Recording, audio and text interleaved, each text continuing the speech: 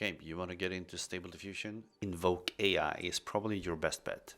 Super easy to install. I'm gonna go through the process real quickly and help you getting started. If you Google just InvokeAI, you will end up on this page. This is the GitHub site for this UI. If you have never been here, it can be a bit confusing, but if you scroll down below all these file lists, you will see a table of content with an installation link. If you press the installation link, you will just basically push you down to the installation chapter. Press InvokeAI Installation Overview. You will come to this page, and then here you can also press latest release page. You will end up here.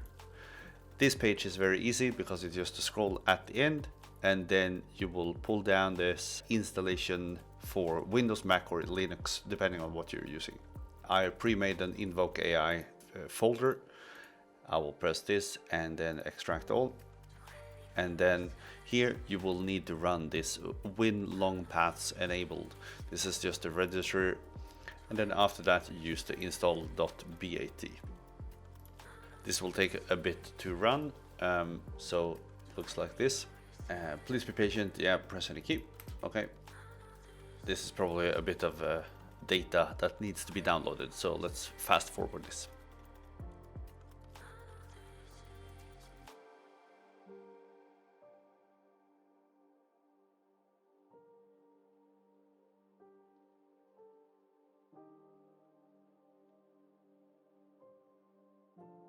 Okay, so what happened there, I missed out on accepting the agreement on the in-paint function.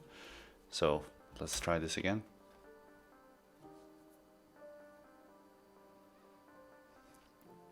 So now it's downloading the same file, it seems like, with 4.3 gigabytes. But now you should also take the in-painting part.